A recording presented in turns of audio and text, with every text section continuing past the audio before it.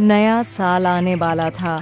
पूरे गांव में खुशी का माहौल था, लेकिन एक गरीब आदमी जिसका नाम मोहन लाल था, वह अपने बीवी बच्चों के साथ एक किराए के घर में रहता था। अरे सुनीता, पता नहीं हमारी गरीबी कब दूर होगी। हाँ, पता नहीं ईश्वर हमारी प्रार्थना क्यों नहीं सुनता। नया साल आने वाला है और हमारे पास कुछ धन भी नहीं है जिससे हम नया साल मना सकें। सुनीता, तुम्हें पता है ना, हमें व्यापार में कितना नुकसान हुआ है, और कहीं काम करने के लिए जाएंगे तो कुछ धन भी होना जरूरी है। मोहनलाल को उसके व्यापार में बहुत नुकसान हो चुका था और वो कमाने के लिए शहर भी नहीं जा सकता। शहर जाने के लिए धन की आवश्यकता होती है। सुनीता, तुम चिंता मत करो, मैं कुछ व्यवस्था करता हूँ। फिर मकान मालिक किराया लेने आता है और कहता है, अरे मोहनलाल, 4 महीने हो गए, अब तो घर का किराया दे दो। भाई साहब, इस टाइम हम भी बहुत परेशान हैं और सोच रहे हैं घर का किराया कैसे दें। किराया नहीं दे सकते तो मेरा घर खाली कर दो। भाई साहब, आप चिंता मत करो, मैं आपके किराए की व्यवस्था कर दूंगा। फिर मोहनलाल अपने आप को कोसते हुए जंगल की ओर आ जाता है। उसे जमीन पर एक नक्शा जैसा दिखाई देता, उसे वो उठा लेता है। अरे ये कैसा नक्शा है?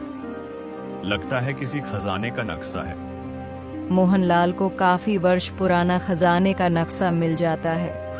फिर अचानक जंगल में घोड़े की आवाज आती है। आवाज सुनकर मोहनलाल एक चट्टान के पीछे छुप जाता है। फिर घोड़े पे सवार 2 माफिया आते हैं। फिर वह कहते हैं, अरे ओ जोगिंदर, तू तो कह रहा था इस तरफ ही खजाने का नक्शा उड़कर आया होगा, मुझे तो कहीं नजर नहीं आ रहा। सरकार, जब तेज आंधी चली थी तो मैंने इसी तरफ खजाने का नक्शा उड़ते हुए देखा था। तो कहाँ है नक्शा? सरकार, आप टेंशन मत लो, मैं ढूंढता हूँ। फिर जोगिंदर खजाने का नक्शा इधर उधर ढूंढने लगा। मोहनलाल भी चट्टान के पीछे छुपा रहता है। अरे ओ जोगिंदर, नक्शा मिला क्या? नहीं सरकार, नहीं मिला। शायद मेरे ख्याल से नक्शा आगे उड़कर चला गया होगा। चलो फिर आगे की ओर चलते हैं।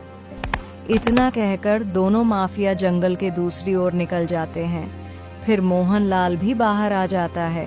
फिर वह गौर से नक्शा देखने लगता है और कहता है, अरे इस नक्शे में तो कुछ समझ ही नहीं आ रहा, शायद मुझे किसी की मदद लेना चाहिए।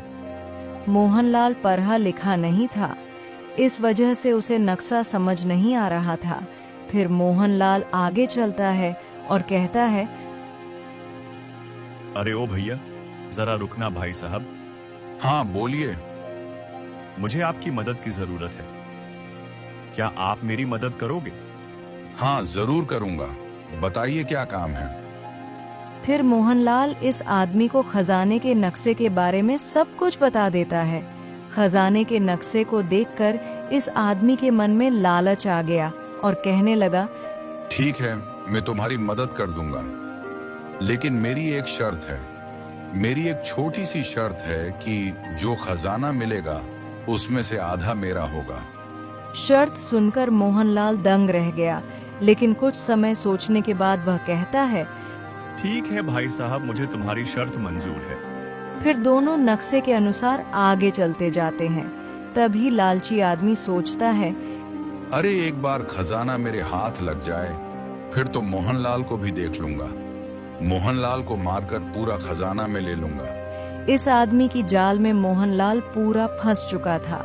मोहनलाल को ये खबर भी नहीं कि खजाना मिलने के बाद उसके साथ क्या होगा।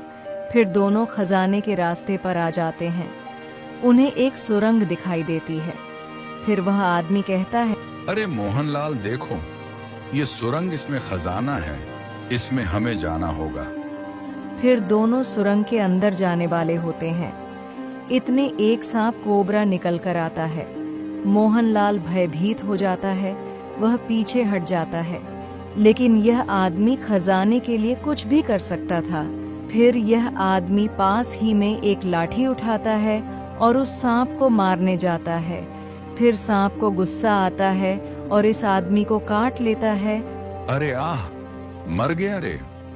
मोहनलाल अनपढ़ होने के बावजूद भी उसे शास्त्रों का भरपूर ज्ञान था। वह पूजा पाठ में बहुत आस्था रखता था।